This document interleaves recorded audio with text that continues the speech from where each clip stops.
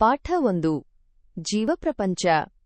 ಪರಿಸರ ರಕ್ಷಣೆ ನಮ್ಮೆಲ್ಲರ ಹೊಣೆ ಎಂಬ ಘೋಷಣೆಯನ್ನು ನೀನು ಕೇಳಿರಬಹುದು.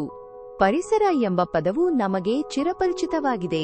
ಪರಿಸರ ಎಂದರೆ ನಮ್ಮ ಸುತ್ತಲೂ ಕಂಡುಬರುವ ಅಂಶಗಳು. ಪರಿಸರವನ್ನು ನಾವು ನೋಡಿಯೇ ಆನಂದಿಸಬೇಕು. ಗುಡ್ಡ, ಕಾಡು, ನದಿ, ಝರಿ, ತೊರೆ, ಜೇನುಹುಳು, ಕೀಟಗಳು, ಹದ್ದು, ಹಾವು, ಮಣ್ಣು, ಬೆಳಕು, ಪಕ್ಷಿಗಳು, ಹೀಗೆ ನೋಡಿದಷ್ಟು ವಿಸ್ಮಯ ಎನಿಸುವ ಬೆರಗುಗೊಳಿಸುವ ಹಲವು ಅಂಶಗಳು ನಮಗೆ ಕಾಣುತ್ತವೆ. ಇದು ನಮ್ಮ ಪರಿಸರ. ನಮ್ಮ ಪರಿಸರ ವಿವಿಧತೆಯ ಬೀಡು. ಇದರ ವಿವಿಧತೆಯ ವಿಶೇಷತೆಯನ್ನು ತಿಳಿಯುವ ಕುತೂಹಲ ನಿನಗಿದೆ ಅಲ್ಲವೇ? ಹಾಗಾದರೆ ಈ ಘಟಕವನ್ನು ಅರ್ಥೈಸಿಕೋ. ಹುರಿಯದ ಶೇಂಗಾದಲ್ಲಿ ಸಸಿಯಾಗಲು ಬೇಕಾದ ಲಕ್ಷಣಗಳಿರುತ್ತವೆ. ಅದನ್ನು ಜೈವಿಕ ಅಂಶ ಎನ್ನಲಾಗುತ್ತದೆ. ಹುರಿದ ಶೇಂಗಾದಲ್ಲಿ ಸಸಿಯಾಗಲು ಬೇಕಾದ ಜೈವಿಕ ಅಂಶ ನಾಶವಾಗುತ್ತದೆ. ಅದನ್ನು ಅಜೈವಿಕ ಸ್ಥಿತಿ ಎನ್ನುತ್ತಾರೆ. ಪರಿಸರದಲ್ಲಿ ಜೈವಿಕ ಲಕ್ಷಣ ಹೊಂದಿರುವ ಜೀವಿಗಳು ಮತ್ತು ಜೈವಿಕ ಲಕ್ಷಣ ಇಲ್ಲದ ನಿರ್ಜೀವಿಗಳು ಕಂಡುಬರುತ್ತವೆ. ಸಸ್ಯಗಳು ಮತ್ತು ಪ್ರಾಣಿಗಳು ಜೀವಿಗಳು. ಪರಿಸರದಲ್ಲಿ ಕಾಣುವ ಇವುಗಳನ್ನು ಜೀವಿಗಳು ಎಂದು ನಿರ್ಧರಿಸಲು ಕೆಲವು ಲಕ್ಷಣಗಳಿವೆ. ಜೀವಿಗಳ ಲಕ್ಷಣಗಳ ಬಗ್ಗೆ ತಿಳಿದುಕೊಳ್ಳೋಣ. ಜೀವಿಗಳು ಜೀವಕೋಶಗಳಿಂದಾಗಿವೆ. ಇವು ಸಸ್ಯ ಮತ್ತು ಪ್ರಾಣಿಗಳ ಜೀವಕೋಶಗಳು. ಮನೆ ಕಟ್ಟುವುದನ್ನು ನೀನು ಗಮನಿಸಿರುವೆ. ಇಟ್ಟಿಗೆ, ಸಿಮೆಂಟ್, ನೀರು, ಕಬ್ಬಿಣ, ಕಟ್ಟಿಗೆ, ಹೀಗೆ ಹಲವು ವಸ್ತುಗಳನ್ನು ಸರಿಯಾಗಿ ಜೋಡಿಸಿದಾಗ ಮನೆ ತಯಾರಾಗುತ್ತದೆ.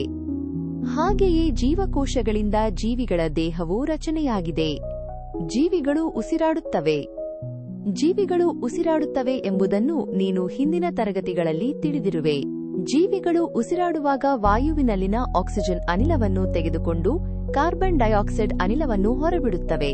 ಪ್ರಾಣಿಗಳು ಉಸಿರಾಡಲು ವಿಶೇಷ ಅಂಗಗಳಿರುತ್ತವೆ. ಸಸ್ಯಗಳು ಕೂಡ ಉಸಿರಾಟಕ್ಕಾಗಿ ಆಕ್ಸಿಜನ್ ಅನಿಲವನ್ನು ಅವಲಂಬಿಸಿವೆ. ಸಾಮಾನ್ಯವಾಗಿ ಸಸ್ಯಗಳು ಎಲೆಗಳ ತಳಭಾಗದಲ್ಲಿರುವ ಪತ್ರರಂಧ್ರಗಳ ಮೂಲಕ ಉಸಿರಾಡುತ್ತವೆ. ಜೀವಿಗಳು ಆಹಾರ ಸೇವಿಸುತ್ತವೆ. ಕಟ್ಟಿಗೆ ಕಡಿಯುವುದು, ಭಾರವಾದ ಚೀಲ ಹೊರುವುದು, ಬೇಟೆಯಾಡುವುದು, ಹೀಗೆ ಜೀವಿಗಳು ನಿತ್ಯವೂ ಅನೇಕ ಚಟುವಟಿಕೆಗಳನ್ನು ಮಾಡುತ್ತವೆ. ಈ ಎಲ್ಲಾ ಕೆಲಸಗಳನ್ನು ಮಾಡಲು ಜೀವಿಗಳಿಗೆ ಶಕ್ತಿ ಬೇಕು. ಜೀವಿಗಳು ತಮಗೆ ಬೇಕಾದ ಶಕ್ತಿಯನ್ನು ಆಹಾರದ ಮೂಲಕ ಪಡೆಯುತ್ತವೆ. ಸಸ್ಯಗಳ ಆಹಾರ.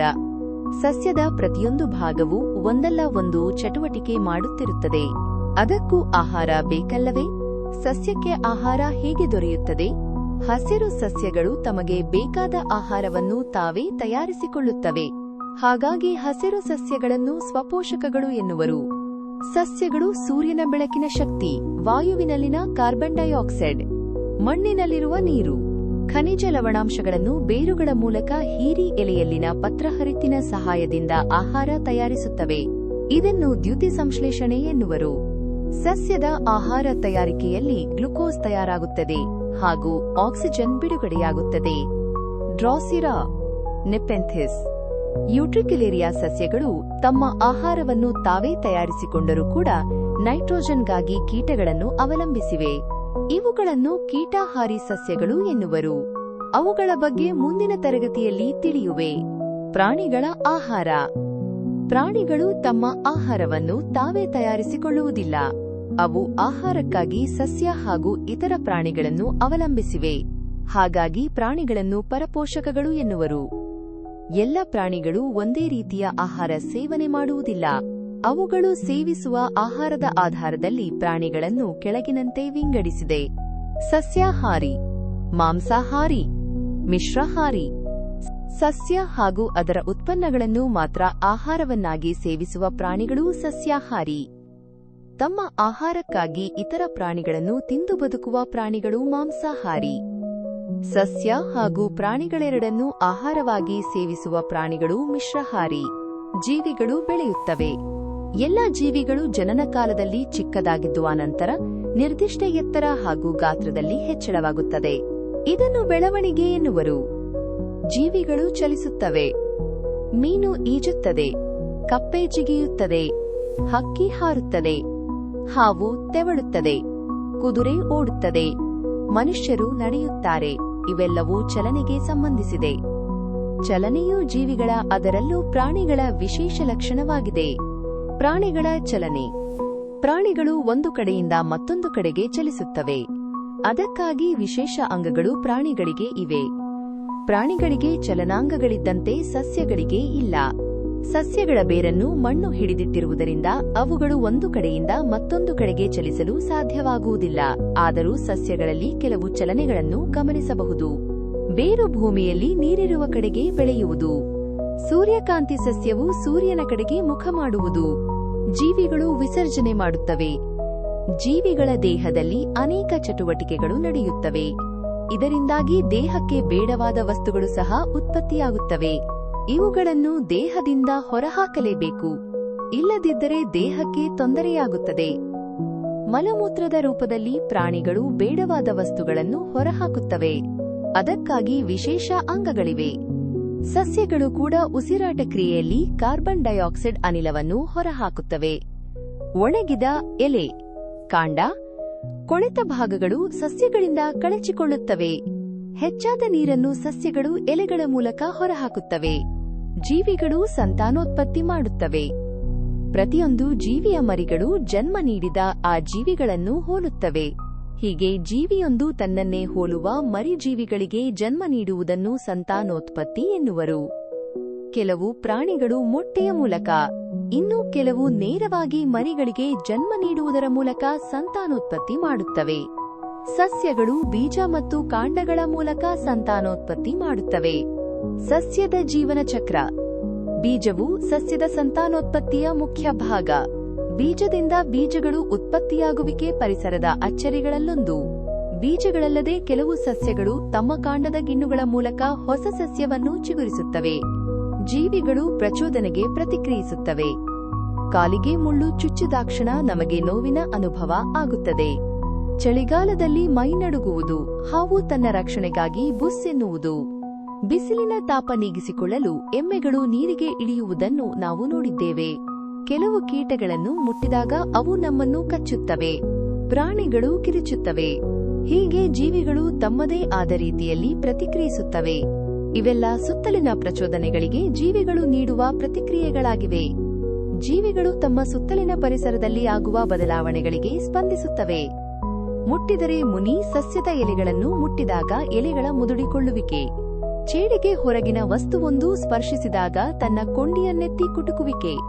ಸೂರ್ಯಕಾಂತಿ ಹೂ ಸೂರ್ಯನೆಡೆಗೆ ಮುಖ ಮಾಡುವುದು. ಹೀಗೆ ಜೀವಿಗಳು ಪ್ರಚೋದನೆಗಳಿಗೆ ಪ್ರತಿಕ್ರಿಯಿಸುತ್ತವೆ. ಜೀವಿಗಳು ಜೀವಿತಾವಧಿಯನ್ನು ಹೊಂದಿವೆ. ಜೀವಿಗಳು ಜನಿಸಿ ನಂತರ ಪ್ರೌಢ ಜೀವಿಗಳಾಗಿ ಬೆಳೆದು ಸಂತಾನೋತ್ಪತ್ತಿ ಮಾಡಿ ಮುಪ್ಪಾಗಿ ಕೊನೆಗೆ ಸಾಯುತ್ತವೆ. ಹೀಗೆ ಒಂದು ಜೀವಿಯ ಜನನ ಮತ್ತು ಮರಣಗಳ ನಡುವಿನ ಅವಧಿಗೆ ಜೀವಿತಾವಧಿ ಎನ್ನುವರು. ಕೆಲವು ಪ್ರಾಣಿಗಳ ಸರಾಸರಿ ಜೀವಿತಾವಧಿಯನ್ನು ತಿಳಿಯೋಣ. ಆಮೆಯ ಸರಾಸರಿ ಜೀವಿತಾವಧಿ 150 ವರ್ಷಗಳು. ಆನೆಯ ಸರಾಸರಿ ಜೀವಿತಾವಧಿ 70 ವರ್ಷಗಳು. ಆಕಳಿನ ಸರಾಸರಿ ಜೀವಿತಾವಧಿ 20 ವರ್ಷಗಳು. ಹದ್ದಿನ ಸರಾಸರಿ ಜೀವಿತಾವಧಿ 20 ವರ್ಷಗಳು. ಮಾನವನ ಸರಾಸರಿ ಜೀವಿತಾವಧಿ 70 ರಿಂದ 80 ವರ್ಷಗಳು.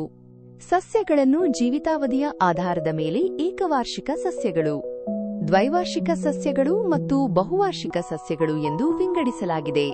1 ವರ್ಷ ಅಥವಾ 1 ಋತುವಿನ ಅವಧಿಯಲ್ಲಿ ಹೂ ಬಿಟ್ಟು ಕಾಯಿಯಾಗಿ ಹಣ್ಣಾದ ಮೇಲೆ ನಾಶವಾಗುವ ಸಸ್ಯಗಳನ್ನು ಏಕವಾರ್ಷಿಕ ಸಸ್ಯಗಳು ಎನ್ನುವರು. ಉದಾಹರಣೆ: ಗೋಧಿ, ಜೋಳ, ಭತ್ತ, ಕುಂಬಳಕಾಯಿ, ತರಕಾರಿಗಳು, ಹತ್ತಿ. 2 ವರ್ಷ ಅಥವಾ 2 ಋತುಗಳವರೆಗೆ ಜೀವಿಸಿ ಹೂವು ಹಣ್ಣು ಬೀಜಗಳನ್ನು ಉತ್ಪತ್ತಿ ಮಾಡಿ ನಾಶವಾಗುವ ಸಸ್ಯಗಳನ್ನು ದ್ವೈವಾರ್ಷಿಕ ಸಸ್ಯಗಳು ಎನ್ನುವರು. ಉದಾಹರಣೆ: ಗಜ್ಜರಿ, ಶುಂಠಿ, ಎಲೆಕೋಸು, ಕಬ್ಬು, ಬೀಟರೂಟ್. ಹಲವಾರು ವರ್ಷಗಳವರೆಗೆ ಬದುಕಿ ಹೂ ಹಣ್ಣು ಬೀಜಗಳನ್ನು ಉತ್ಪತ್ತಿ ಮಾಡುವ ಸಸ್ಯಗಳನ್ನು ಬಹುವಾರ್ಷಿಕ ಸಸ್ಯಗಳು ಎನ್ನುವರು.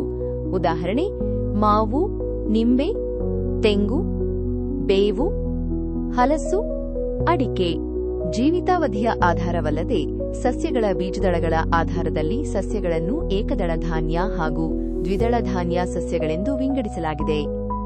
ಏಕದಳ ಧಾನ್ಯ ಸಸ್ಯಗಳ ಬೀಜವು ಒಂದು ಬೀಜದಳವನ್ನು ಹೊಂದಿರುತ್ತದೆ. ಉದಾಹರಣೆ: ಜೋಳ, ರಾಗಿ, ಗೋಧಿ, ಭತ್ತ. ಸಿರಿಧಾನ್ಯಗಳು.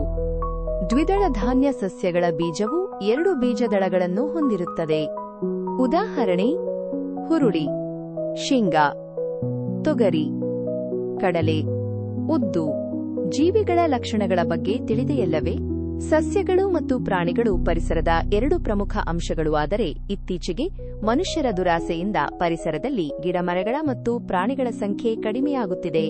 ಸಸ್ಯಗಳು ಮತ್ತು ಪ್ರಾಣಿಗಳ ಸಂರಕ್ಷಣೆ ಇಂದಿನ ಅಗತ್ಯತೆಯಾಗಿದೆ. ಸಸ್ಯಗಳನ್ನು ಮಳೆಗಾಗಿ, ಆಹಾರಕ್ಕಾಗಿ, ಮುಂದಿನ ಪೀಳಿಗೆಗಾಗಿ ಸಂರಕ್ಷಿಸಬೇಕು. ನಮ್ಮ ಜೀವ ಪ್ರಪಂಚ ವಿಸ್ಮಯವಾಗಿದೆ.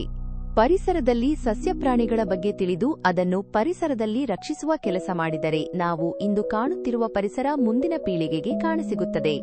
ಪರಿಸರವನ್ನು ನಾವು ರಕ್ಷಿಸಿದರೆ ಅದು ನಮ್ಮನ್ನು ರಕ್ಷಿಸುತ್ತದೆ ಎಂಬ ಮಾತು ನಿನಗೆ ಸದಾ ನೆನಪಿರಲಿ. ಹೆಚ್ಚಿನ ಆಸಕ್ತಿದಾಯಕ ವಿಷಯಗಳಿಗಾಗಿ ಸಬ್ಸ್ಕ್ರೈಬ್ ಆಗಿ ನಮ್ಮ ಲೈಬ್ರರಿ.